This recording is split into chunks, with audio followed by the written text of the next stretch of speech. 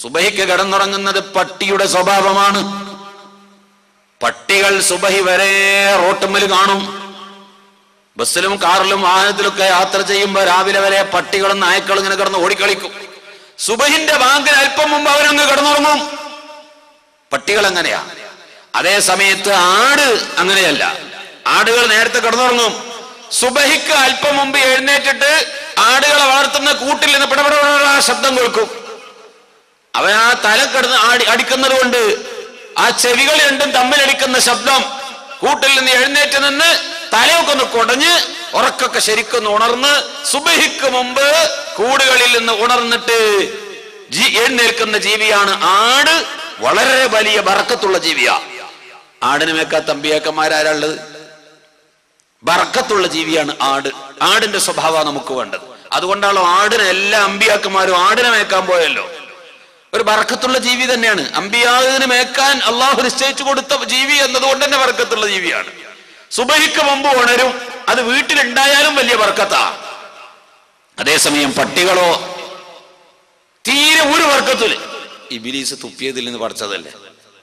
ആദം നബി അലൈഹിസ്സലാമിനെ സ്വർഗത്തിന്റെ വാതിൽക്കൽ അല്ലാഹു തആല പടച്ച് 40 കൊല്ലം ഒരു മണ്ണിന്റെ കൂടായിട്ട് അവിടെ ഇട്ടു. അന്ന് ഇബ്ലീസ് എന്നുള്ള പേര് വന്നിട്ടില്ലല്ലോ. ഈ ചങ്ങാതി മലക്കുകളുടെ ഉസ്താദല്ലേ.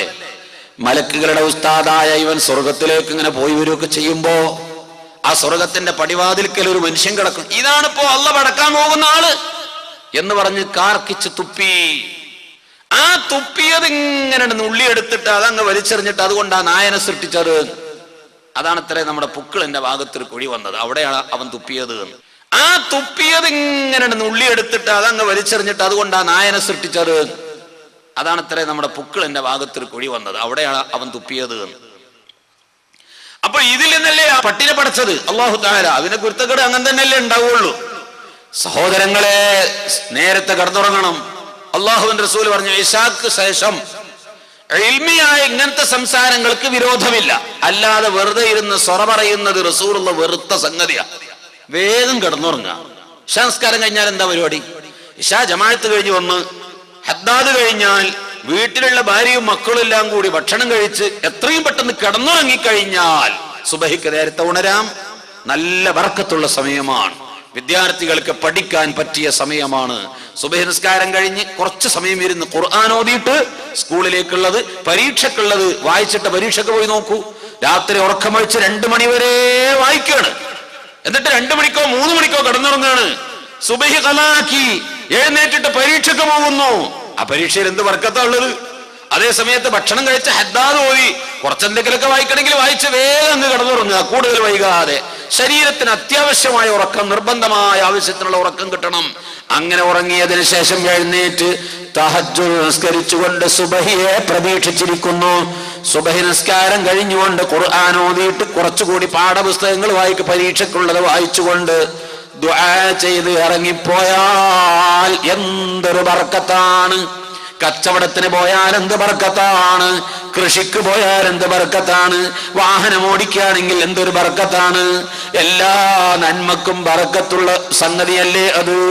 സുബഹി നിസ്കരിക്കാത്തവന് നഹ്സാണെന്ന് നബിയുനാ റസൂലുള്ളാഹി. സുബഹി ഖളാക്കിയവന് അന്നത്തെ ദിവസം നഹ്സു തന്നെ. ചുരുക്കത്തിൽ ഞാൻ പറഞ്ഞു വരുന്നത് തഹജ്ജുദ് നിസ്കാരം നിലനിർത്തണം. ബഹുമാനപ്പെട്ട അബൂ യസീദുൽ ബിസ്താമി റളിയല്ലാഹു അൻഹു ഒരു ദിവസം തണുത്ത വെള്ളം കുടിച്ചു. ഒരു ഗ്ലാസ് തണുത്ത വെള്ളം കുടിച്ചു. താരങ്ങ് കിടന്നു ഉറങ്ങിപ്പോയി. അന്ന് തഹജ്ജുദ് കിട്ടിയില്ല. സുബഹിന്റെ ബാങ്ക് വിളിച്ചപ്പോഴാ ഉണർന്നത്. ബഹുമാനപ്പെട്ട അബൂ യസീദുൽ ബിസ്താമി ശരീരത്തോട് പറയുന്നു, എന്റെ ശരീരമേ, ഇന്നലെ ഞാൻ നിനക്ക് നല്ല തണുത്ത വെള്ളം തന്നു.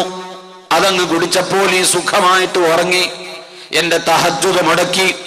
മേലിൽ നിനക്ക് ഞാൻ വെള്ളം തരില്ല എന്ന് പറഞ്ഞുകൊണ്ട് അബൂ യസീദുൽ ബിസ്താമി റളിയല്ലാഹു അൻഹു തന്റെ ശരീരത്തിന് കൊല്ലങ്ങളോളം വെള്ളം കൊടുത്തില്ല. ശുദ്ധവെള്ളം, തണുത്ത വെള്ളം കൊടുത്തില്ല. വെള്ളം കുടിക്കാതെ താനങ്ങ് ജീവിച്ചു. രാത്രി സമയത്ത് പറയും, ശരീരമേ, നിനക്ക് ഞാൻ വെള്ളം തരില്ല. നീയാണ് ആ അപകടം വരുത്തി വെച്ചത്, സഹിച്ചോളൂ. വല്ലാതെ കഷ്ടപ്പെടുന്ന സമയത്ത്, മരിക്കുമെന്ന് തോന്നുമ്പോ, ജലാംശമില്ലാതെ വെള്ളം കുടിക്കാതെ തൊണ്ട പൊട്ടി മരിക്കുമോ എന്ന് തോന്നുന്ന സമയത്ത് അബൂ യസീദുൽ ബിസ്താമി ചെയ്യുന്നത് എന്താണ്?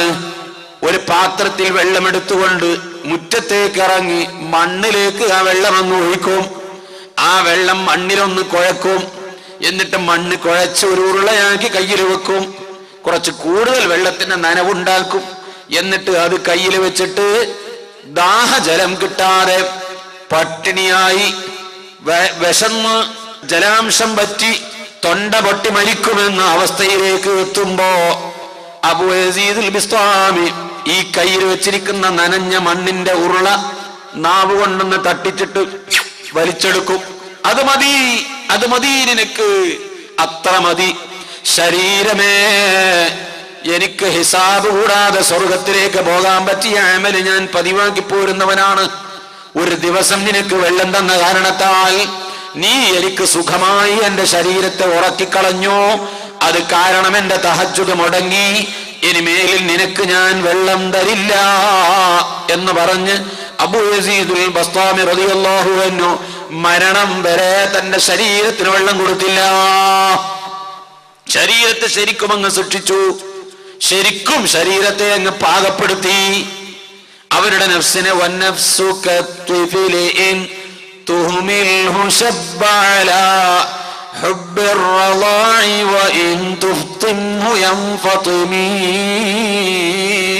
കൊച്ചു കുഞ്ഞുങ്ങൾക്ക് മുല കൊടുത്ത് ശീലിക്കുന്ന ഉമ്മമാര് കുഞ്ഞുങ്ങൾക്ക് മുല കൊടുക്കുന്നത് 2 വയസ്സ് പ്രായമാകുമ്പോ കുട്ടിയുടെ മുല കുടി നിർത്തും. അങ്ങനെ അല്ലെങ്കിൽ 1.5 വയസ്സ് പ്രായമാകുമ്പോ ആ കുഞ്ഞിന്റെ മുലകുടി നിർത്തും. 2 വയസ്സ് പ്രായമാകുമ്പോ എന്തായാലും ആ കുഞ്ഞിന്റെ മുലകുടി നിർത്തും. മുലകുടി നിർത്താതെ വിട്ടാലോ ആ കുഞ്ഞും മുല കുടിക്കും. 4 വയസ്സായാലും ഉമ്മാന്റെ മുലപ്പാല് കിട്ടണം. 10 വയസ്സായാലും മുലപ്പാല് കിട്ടണം. യുവാവാണെങ്കിലും ആ കുഞ്ഞിന്റെ മുലകുടി നിർത്തിയിട്ടില്ലെങ്കിൽ അവൻ യുവാവായാലും ഉമ്മാന്റെ മുലപ്പാല് കുടിക്കാൻ അവൻ നിർബന്ധിതനാകും. അവന് കുടിക്കും, അത് കിട്ടേണ്ടി വരും. അതേ സമയത്ത് ഇതേ കുഞ്ഞിനെ തന്നെ 2 വയസ്സ് പ്രായമാകുമ്പോഴേക്ക് ഉമ്മ മുലപ്പാല് കുടിക്കുന്നത് നിർത്തിയിട്ട് ഉമ്മാന്റെ മാറിടത്തിൽ നിന്ന് മാറ്റി നിർത്തിയപ്പോൾ ആ കുഞ്ഞൻ അങ്ങനെ വളരുകയും ചെയ്തു. ഇന്ന് ഉമ്മാന്റെ മുലപ്പാല് കുടിക്കുക എന്ന് ആലോചിച്ചു നോക്കൂ. നമുക്ക് സാധ്യമാണോ? ചിന്തിക്കാൻ പോലും സാധ്യമാണോ? നമ്മുടെ ശരീരത്തെ, നമ്മുടെ നഫ്സിനെ എങ്ങനെ പാകപ്പെടുത്തുന്നോ ആ പാകപ്പെടുത്തുന്ന വിധത്തിലാണ് നമ്മുടെ ശരീരം. ശരീരത്തെ നല്ലതുകൊണ്ട് പാകപ്പെടുത്തണം. നല്ല ചിട്ടകൾ ശരീരത്തിന് കൊടുക്കണം. അപ്പോൾ തഹജ്ജുദ് നിസ്കാരം വേണം. എന്തിന്? നാളെ പരലോകത്ത് വിചാരണ കൂടാതെ സ്വർഗത്തിലേക്ക് പറഞ്ഞേക്കുന്ന ആദ്യത്തെ പണി മഹ്ശറിലതാണ്. തഹജ്ജുദ് നിസ്കരിച്ചവരെവിടെ? ഇങ്ങോട്ട് വരൂ. അവരെ അങ്ങ് സ്വർഗത്തിലേക്ക് പറഞ്ഞേച്ചിട്ടാണ് അല്ലാഹു തആല വിചാരണക്ക് തിരിയുന്നത്. എല്ലാ ജനങ്ങളെയും അല്ലാഹു വിചാരണക്കെടുക്കും. സർവ്വജനങ്ങളെയും വിചാരണ ചെയ്യും. ഓരോരുത്തരും ദുനിയാവിൽ ചെയ്ത സർവ്വകാര്യങ്ങളും ചോദിക്കുമ്പോ നാം പറയാൻ വിസമ്മതിക്കുമ്പോൾ നമ്മുടെ ഏടുകൾ, നാം ചെയ്ത ഏടുകൾ കയ്യിൽ തരും. മലക്കുകൾ അത് ചുമന്നു വന്നിട്ടുണ്ടല്ലോ, അവരെ അല്ലാഹു ഏൽപ്പിച്ചതല്ലേ. ആ ഏടുകൾ കയ്യിലേക്ക് തരും. ഏത് കയ്യിലാ തരുന്നത്? കിതാബ് ഏത് കയ്യിലാ കിട്ടുന്നത്? അത് തന്നെ വലിയ ഒരു പ്രതീക്ഷയാണ്. അവിടെ നിന്ന് തന്നെ ഏകദേശം നമ്മുടെ രൂപം മനസ്സിലാക്കാം. വലത്തെ കയ്യിലേക്ക് കിതാബ് വിതരണമാണ്. വലത് കയ്യിലാണ് അമ്മാമൻ ഊതിയ കിതാബഹു ബിയമീനിഹി ഫസൗഫ യുഹാസബു ഹിസാബൻ യസീറാ. വലത്തെ കയ്യിലെ കിതാബ് കിട്ടിയാൽ കാര്യം എളുപ്പമാണ്. പിന്നെ വലിയ വേജാറൊന്നും വേണ്ട. അവന്റെ കാര്യം എളുപ്പമാണ്. ചെറിയ ഒരു ഹിസാബ് കൊണ്ടങ്ങ് രക്ഷപ്പെടും. അതേ സമയത്ത് അമ്മാമൻ ഊതിയ കിതാബഹു ബിശിമാലിഹി ഫയഖൂലു ഹാഉം ഇഖ്റഊ കിതാബിയ. അതാ ഇടത്തെ കയ്യിലെ കിതാബ് കിട്ടിയാൽ ഫയഖൂലു യാ വൈലത്താ. പലതും പല സ്ഥലങ്ങളിലും ഖുർആൻ പറയുന്നു, എന്റെ നാശമേ. എന്താണ് സംഭവിക്കുന്നത്? മാലി ഹാദൽ കിതാബ് ലാ യുഗാദിറു സഗീറതൻ വലാ കബീറതൻ ഇല്ലാ അഹ്സാഹാ വവജദൂ മാ അമിലൂ ഹാദിറൻ വലാ യളിമു റബ്ബുക അഹദാ. എല്ലാ വെള്ളിയാഴ്ചയും അൽ കഹ്ഫ് സൂറത്തിൽ ഇത് നമ്മൾ ആവർത്തിച്ചോതാറുണ്ട്. എല്ലാവരുടെ കയ്യിലേക്കും കിതാബ് വിതരണം ചെയ്തു. വലത് കൈ പിന്നിലേക്ക് പിടിച്ചു കെട്ടി ഇടത്തെ കയ്യിൽ കൊടുക്കപ്പെടുന്ന ചില കൂട്ടര്, വലത് കയ്യിൽ കിട്ടി, അതുകൊണ്ട് വായിക്കുന്ന ഒരു കൂട്ടര്. വലത് കയ്യിൽ കിട്ടിക്കഴിഞ്ഞാൽ അവർ വിജയിച്ചു കഴിഞ്ഞു. ഇടത്തെ കയ്യിലാണോ കിട്ടിയത്, വലത് കൈ പിന്നിലേക്ക് മലക്കുകൾ വന്ന് പിടിച്ച് കെട്ടിവെക്കും. ഇടത്തെ കയ്യിലാണ് കിതാബ് കിട്ടുന്നത്. അപ്പൊ ഇത് പേജ് മറിക്കണ്ടേ? ഓരോ പേജും മറിക്കണ്ടേ? ഒരു പേജ് എത്തത് വായിച്ചു കഴിയുമ്പോ അടുത്ത പേജ് വായിക്കണ്ടേ? കൈ പിന്നിലേക്ക് പിടിച്ചു കെട്ടിയിരിക്കല്ലേ? എങ്ങനെ കഷ്ണം മറിക്കുക? ഓട്ടോമാറ്റിക്കായി പേജുകൾ മറിഞ്ഞുകൊണ്ടിരിക്കും. ഒരു പേജിന്റെ വായന കഴിഞ്ഞാൽ ഖുർആൻ പറയുന്നു അടുത്ത പേജ് ഓട്ടോമാറ്റിക്കലി മറിഞ്ഞുകൊണ്ടിരിക്കും. കൈ പിന്നിലേക്ക് പിടിച്ചു കെട്ടി എന്നതുകൊണ്ട് പേജ് മറിയാതിരിക്കൊന്നുമില്ല. അങ്ങനെ പേജുകൾ മറിഞ്ഞുകൊണ്ടിരിക്കും. എല്ലാം വായിച്ചു തീരും. നിഷേധിക്കും മനുഷ്യൻ. അവിടെയും മനുഷ്യൻ നിഷേധിക്കും. ഞാൻ പറഞ്ഞിട്ടില്ല, ഞാൻ ചെയ്തിട്ടില്ല എന്നൊക്കെ പറയും. ഒരു ദോഷം ചെയ്താൽ ആ ദോഷം ചെയ്യുന്നത് ഏത് കാലമാണോ, ഏത് ടൈമിലാണോ, ഏത് സ്ഥലത്ത് വെച്ചാണോ, എല്ലാറ്റിനെയും അല്ലാഹു ഹാജരാക്കും. ഭൂമിയെ ഹാജരാക്കും. യൗമഇദിൻ തുഹദ്ദിതു അഖ്ബാറഹാ. ഭൂമിക്ക് ചില കാര്യങ്ങൾ റബ്ബിനോട് തുറന്നു പറയാനുണ്ട്. ഭൂമിക്ക് ചില കാര്യങ്ങൾ റബ്ബിനോട് പറയാനുണ്ട്. എന്താണ് ഭൂമി പറയുന്നത്? അഷ്റഫുൽ ഖൽഖ് തങ്ങളോട് സ്വഹാബത്ത് ചോദിച്ചു, എന്താ ഭൂമി പറയുക? ഓരോ മനുഷ്യനും ചെയ്തിരിക്കുന്ന നന്മയും തിന്മയും ഭൂമി അള്ളാഹിനോട് പറയും. ഇവിടെ കാണാം, അള്ളാഹുവിന്റെ റസൂലിന്റെ മേലിൽ ഒരു മനുഷ്യൻ സ്വലാത്ത് ചൊല്ലിയാൽ ആ ചൊല്ലുന്ന ശബ്ദം എത്ര ദൂരത്തേക്ക് കേൾക്കുന്നുവോ ആ ശബ്ദം കേട്ട ദൂരത്തുള്ള വൃക്ഷങ്ങളും സസ്യപുല്ലുകളും മണൽത്തരികളും ചരൽക്കല്ലുകളും നാളെ പരലോകത്ത് അനുകൂലമായി സാക്ഷി പറയും.